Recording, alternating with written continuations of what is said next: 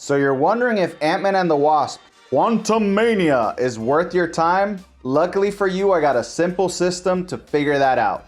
But first, let's talk about the director.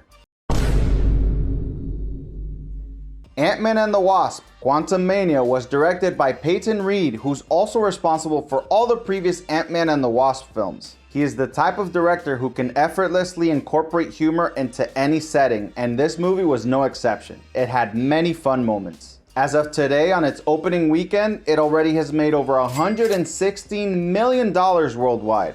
But is it worth watching? Let's shrink down, jump into the quantum realm, and rate this film.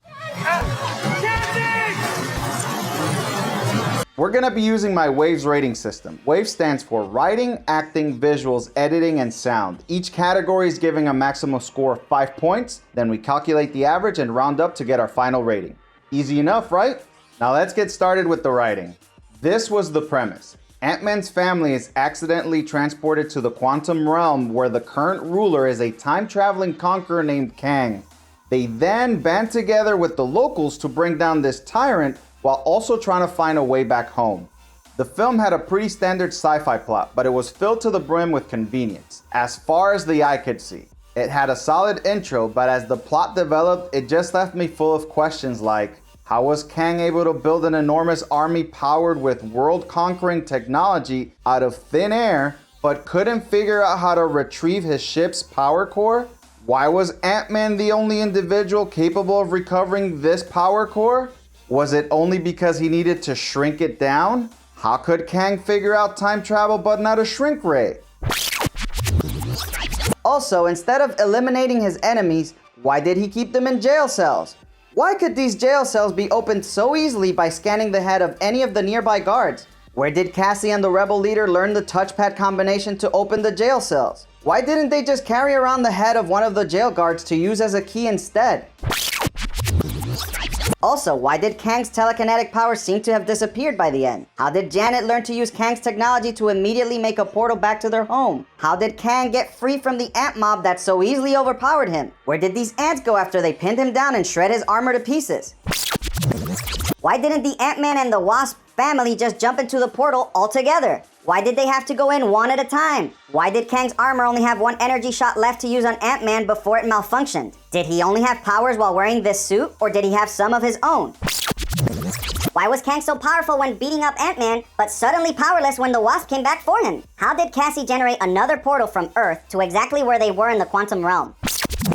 All these questions literally have the same answer. Convenience. Leading to the most convenient plotline of all.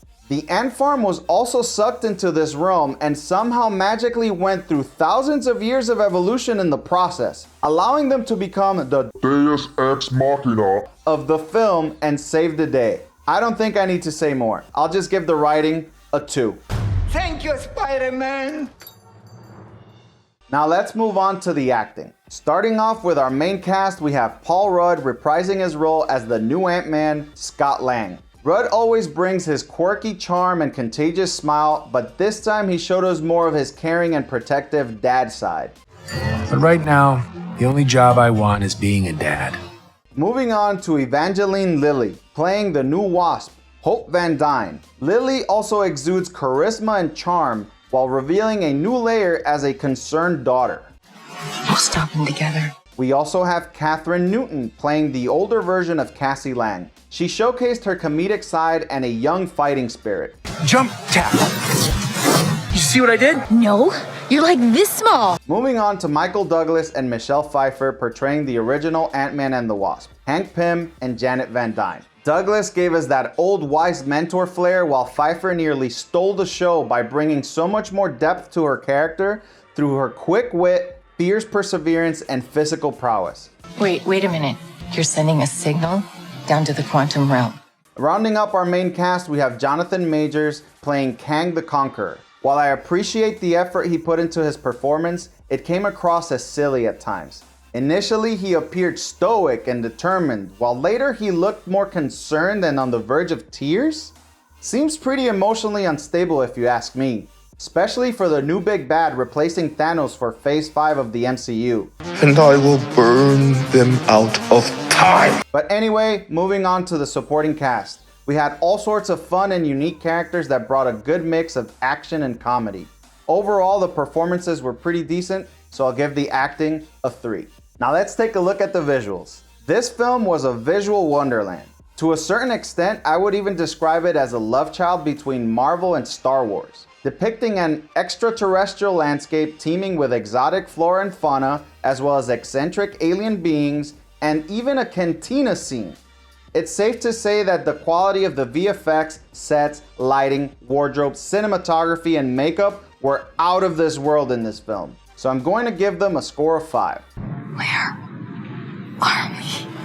Now let's jump to the editing. The pacing of the film was pretty fast considering it had a runtime of just over 2 hours. We get into the adventure right away, but it felt like the main plot developed too quickly. Certain scenes needed room to breathe while others could have used some trimming. Marvel keeps making the same mistake of forcing too many plot lines to converge at once. This creates so much chaos that the audience doesn't know what to focus on or even care about. If some things had been figured out at the writing stage, it could have helped the editing feel less rushed.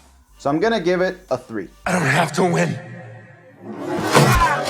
We both just have to lose. Now let's talk about the sounds. In this film, we get those crisp sound effects, non-intrusive film scores, and a forgettable soundtrack. The voice acting and creature sounds were great as well, considering how many background characters there were. They also used that welcome backtrack by John Sebastian cleverly to intro and outro the film. But I still think Marvel should really consider making more memorable film scores for their characters instead of what currently just feels like orchestral ambience.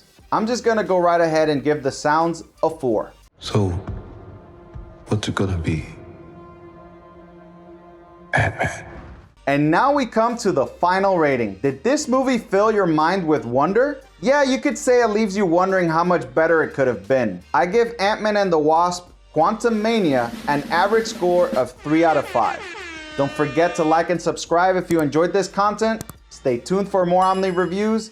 And as always, keep your mind sharp and your eyes peeled.